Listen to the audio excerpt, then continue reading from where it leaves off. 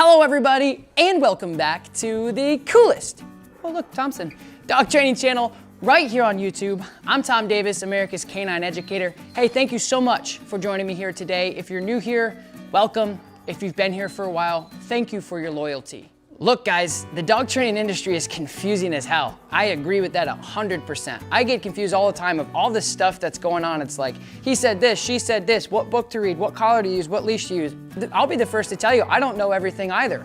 I'm just trying to give you guys as much information as I possibly can to help you and your dog.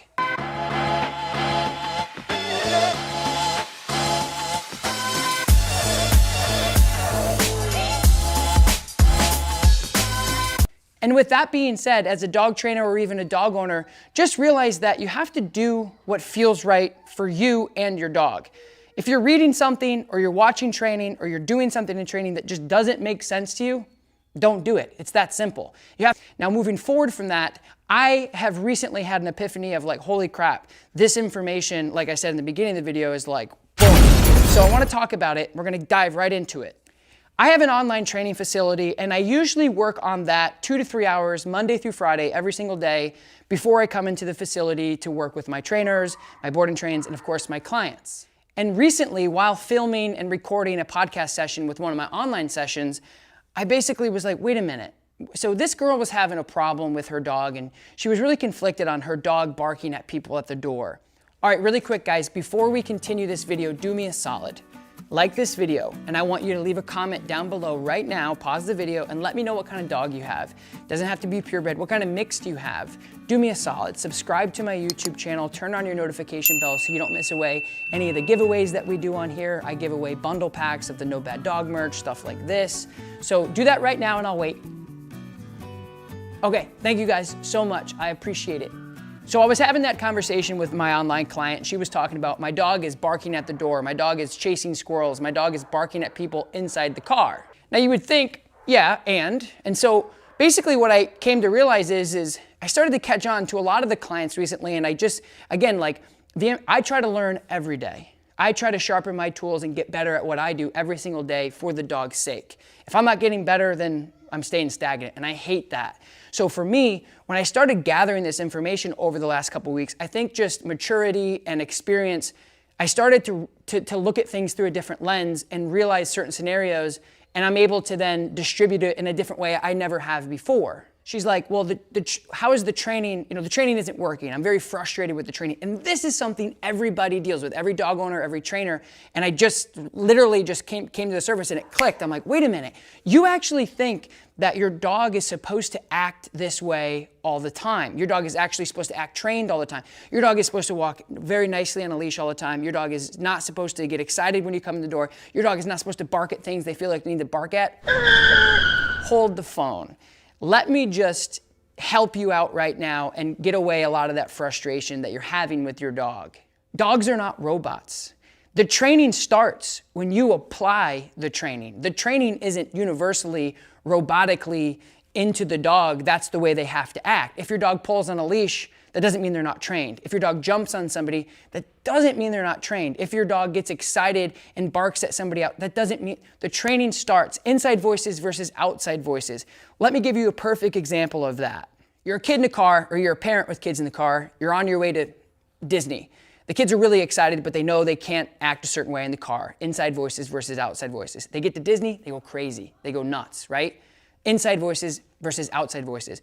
We know that you want to act this way during this time, and that's okay. You're a kid. Hey, guess what? You're a dog. You're allowed to bark. You're allowed to pull. You're allowed to get excited. You're allowed to whatever. It doesn't, you know what I mean? That's my point is, it just kind of came to me that a lot of my clients recently, and probably for the last couple of years, have been like, oh, my dog is still doing this and still doing that. And that's not training. That has nothing to do with your dog getting excited because your significant other, your kids, your family member came over.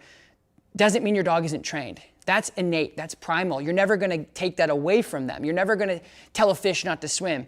Your golden retriever is at the door and dad comes home and they get excited. Oh, why do they get so excited? We've been through training, we've done this, that's not training. The training starts when you then try to apply your training to that certain scenario or behavioral situation. And I'm here to tell you and end a lot of the frustration you're having. It's when you say, okay, buddy, hold my hand across the parking lot with your kids. It's when you say, okay, you're in Disney World, do whatever the heck you want, go crazy, eat candy, I don't care. But when we come home, you gotta listen to me. You gotta hold my hand. You gotta pay attention. You gotta go to bed on time. You gotta wake up for school, etc. That's the same thing as a dog. Like if they're pulling on the leash, like my dogs go, if I wanna walk my dogs, and they want to go out for a walk and they've been in their crates because I've had a crazy day with meetings and whatever, and I let them out, I'm going to let them pull me all the way and then all the way back.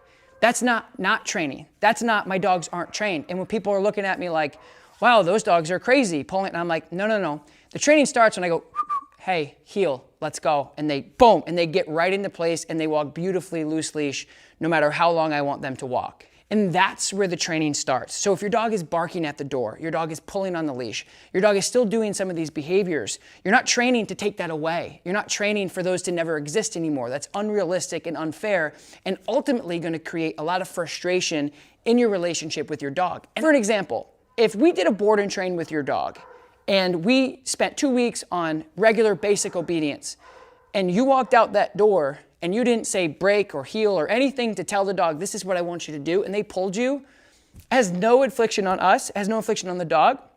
It just means that you didn't prepare the dog or tell the dog what you want them to do. They know what to do. They know how to act. They know what you want them to do. You just didn't apply it. So because your dog is doing these things does not mean that they're not trained. So anyway, guys, stop being so hard on yourselves, being so hard on your dogs, making sure that you're able to tell your dog what they can and can't do and that they listen to that. If your dog gets on the couch, you tell them to get off and they get off, great. If your dog gets on the couch and then doesn't get off, that's a problem. That's where you need to start training. Same thing with healing your dog. If your dog's pulling on the leash and you can't go, okay, I need you to pay attention. I need you to focus because we're getting into an environment where I want you to heal, and they can't, that's where you need to work on that. But just because a dog is doing these things does not mean they're not trained, and stop being so frustrated with that. You're not going to take that away. You just need to be able to apply certain rules and structure, just like kids. Like, be a kid. I don't want to decompress you of being excited and running outside in recess and playing kickball and being afraid to yell because I told you you couldn't yell inside. It has nothing to do with that. It's like, I need to tell you what you can and can't do, and you need to listen to me because it's going to make our life less frustrating. But more importantly, it's going to keep you safe, both mentally and of course physically. And so my point is, guys, there's a lot of stuff going on in the dog training world. Who's right, who's wrong, blah, blah, blah, blah, blah. Do what works for you guys. Don't be so hard on yourselves. Dogs are not robots. They're not computers. Remember that. Train when you can train, making sure that you're applying your training in the scenarios that you need and not trying to decompress your dog to be like a perfect dog all the time, to make sure that the dog understands clearly what you want and that you can apply it when you need it. It doesn't apply all the time. Dogs are not computers. We cannot program a certain way within reason. So anyway, guys, don't be frustrated with it. I know it's a confusing place for a dog owner and dog trainers or anybody that just wants information. Just remember that if you want to train a certain way, that's completely fine. Everybody has their right to train certain ways. I respect everybody's opinion. I respect everybody's ability to train dogs in different ways. That's totally cool. And dog owners and people out there on the internet worlds, just remember that do what works for you. Just because somebody is doing something differently than what you're doing or they don't believe, that's okay. The dog world is one of those things that we're so emotional about, mainly because we love our dogs so much. And if we see something that we don't understand or we're not agreeing with, we automatically assume to attack things, and we automatically assume that the world is falling apart and, oh my gosh, what are we gonna do? Everybody has their own way of doing things, and it's okay. We need to understand that that's fine, respect it. Everybody has their ways. But anyway, guys, if you haven't yet, don't forget, like, subscribe to my channel, turn on your notification bell, and I'm going to be dropping these videos all the time. Now, this is something that doesn't really have to do with me actually teaching a dog something. So if it's something that you actually are interested in and you like this one-on-one stuff, leave a comment and let me know. So anyway, guys, I'm going to get back to training. I appreciate you guys listening and watching. Again, if you haven't yet, like, subscribe to my channel, leave a comment below, let me know what type of dog you have. And I hope this information was valuable. I will talk to you next time. Peace.